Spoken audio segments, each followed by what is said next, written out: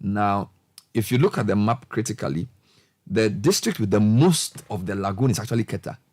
So if you are going to assess the effect of the spill, arguably Keta is going to have a bigger effect overall because the lagoon is very big. In fact, the lagoon is about 40% of the Keta land space. So that's a big one. Then the Anglo areas, because of their closeness to the estuary and the fact that the sea enters the water next to them and they border Ada, they are having both direct effect of the river and then the lagoon parts that are close to them. And then K2 South, you can see the remnants of the lagoon and the tidal wave also meeting. So it's three different areas with three different kinds of problems. I just wanted a sense of whether the island communities in the Keta Lagoon area should think of completely relocating. As in, based on what you've seen today and last week and all that, like if you've seen a place like Fiaho, you have water has come 2 meters and it's going to stay for like 2 weeks, right? So your house will not be the same. So it may dry up eventually and you can live there. Are the people in the islands that many that it will be impossible to move them or ask them to move? Like maybe have a plan to say, look, based on what we've seen with this village and all the tidal waves, we're giving ourselves 6 months. Do you think they will agree? Is that possible? Should we even be talking about that now, or we should focus just on making sure that they get help? You see, it's a difficult question to answer because of first of all, the emotional attachment to these communities, the connection they have with the sea, and then the rivers or the lagoon as a way of earning their daily bread. The cultural attachment to these spaces, and then also the fact that if you move them to where, because for instance, let me take Seva, which is within the Keta municipality.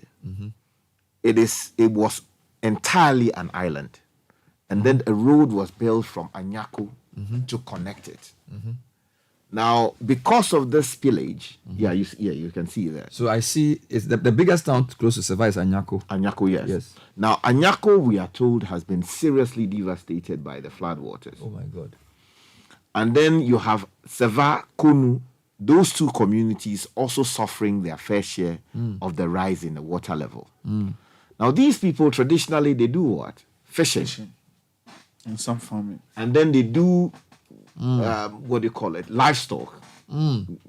Predominantly pigs, and they So rear the them. economic activity is linked to the water. To the water. Yes. And then they also do a lot of weaving. I mean, they are some of the finest people who weave kete and related, what do you call it? Local fabric. So if you're talking about resettlement, then first of all, you need to provide a certain assurance that there is a better economic opportunity in moving. So that will require what? Either you are resettling them on a vast land along, say, some water body, which provides them assurance of continuing what they have been doing traditionally, or you need a better economic model that assures them that, look, you may be leaving what you have done all these years and all these decades. But Sky, don't you think we need to save your life before we think? I'm asking this because, for example, I'm looking at the map, okay? On the drive from Jita to Keji, which is that strip of road that will take you through Vuti, Anglogan, Way, Tegbi. Sky, this is a precarious land because you have the sea on your right and you have the lagoon on your left. That's true. I went with Jifa to Keta 2 years ago, and she said to me that the house that she used to visit when she was a child, that house is no longer there. Now, in 10 years' time, it's possible that that whole strip will not be there. Most likely. So do you not think it's better to start saying that all those in the communities which are either island or on that strip should begin to think about another residence outside of that? All right. So you can start building a new settlement. So you can say, okay, new Keji, new Tegbi, new Way. Look for land and they'll start building it. Not saying that now they're going to move, but because you know that if you look at, because I think if you look at the way climate change is going and the way the sea has been eaten into the land, you probably will say in the next 10 years, you want to have communities that are. I went to New Bakba. New Bakba is a new settlement because old Bakba was taken over. 60 years. So we don't want to wait for one day. They should wake up in the night and there's no place to go. Just so I understand all these things about attachment and all those things, but you have to save people first.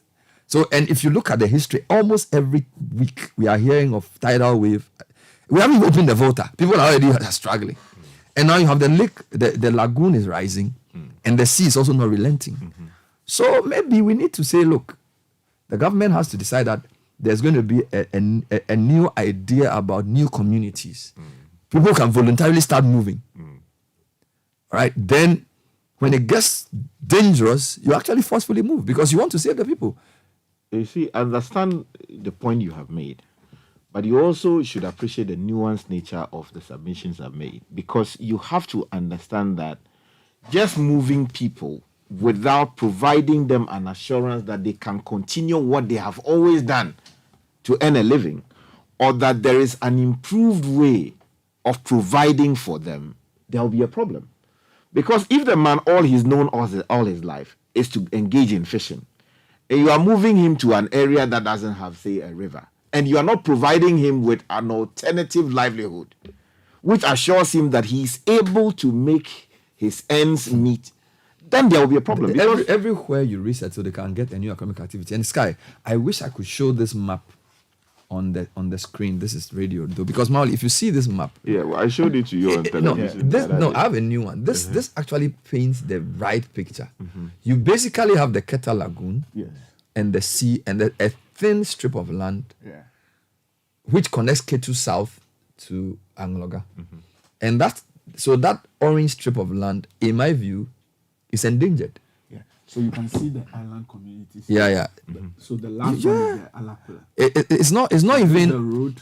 This is the road. I don't even think it should be a question of, and I'm not saying they should forcefully move people. What I'm saying is that there should be a long-term resettlement plan, knowing that the history of the place shows that the land is being taken over by the sea. Or there should be an engineering solution. This guy. Because, Bernard, you see, when you say you are moving people from a community to another, but resettlement is part of engineering. Oh, hold on. I'll come there. Because you engineer a new building. I understand that. But the engineering solution I'm talking about, is it possible for our engineers, looking at the topography of the area, looking at the geography of the area, the sea and the lagoon and all of that, and say that, look, it is possible to create a channel, which channel takes in so much water as to dry areas that are already inundated. I am not a great geographer, but my view is that if the channel can work to let the water flowing enter the sea, I think the concern of people have is that on periods of high tide, it can have an opposite effect. Which is true. Because if you have water coming from land into sea, if at low tide, the water will be absorbed. But at certain times, the sea can also decide to you get my point. So the engineering solution can be one solution, but I feel like when you look at the history, if one of the things you could do is if you take the map of the basin, all right, this is the Keta Angloga district, between this latitude 4 degrees 45 north and 605 north, and longitude 05 east, 050 east and 108 east.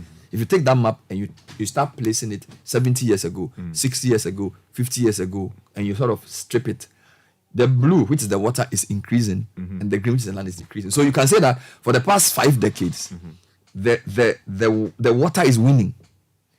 And that's geographic information that you can't argue about. There have been various things, and I'm not saying don't do sea defense. What I'm saying to you is that if you take maps for the past 6 decades, what is clear is that the sea is gaining ground over the land.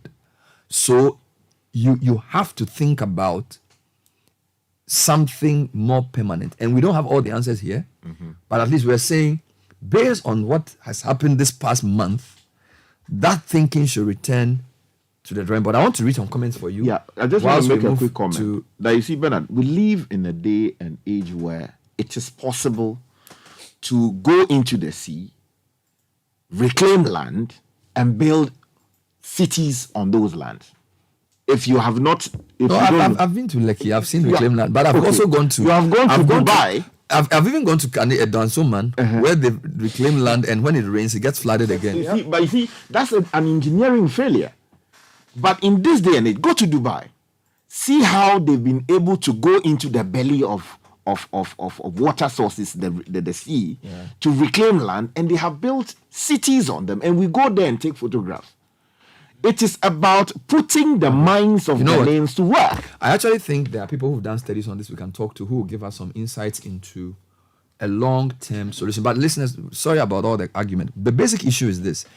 Our focus has been as the water comes down. And this morning, we've been talking about Anglon, Keta, and Ketu South. And the fact that they are dealing with a double tragedy of water coming down from the Volta, filling up the lagoon quickly, and flooding islands with the threat of the sea rise, which has been with us for the past few years, happening at the same time. We've been speaking to Francis Agbenyaga, a unit committee member from Koji electoral area, and also speaking to Clemens Agbote. Sky knows the area very well. Mali Chikata also knows the area very well. But it's not all doom and gloom, because as we proceed with our plan to do some rebuilding, I have friends from a company. So Mali, please bring them to me. And those of you who are listening to the show, please, if you know the area well and have some ideas about what should be done, please help me. Please help me. I'm from Georgia, so I'm not that close to the water. So we know we are a bit fair. We are Ketu North. We are not that close to the water. It's Sky and Co who are in the water.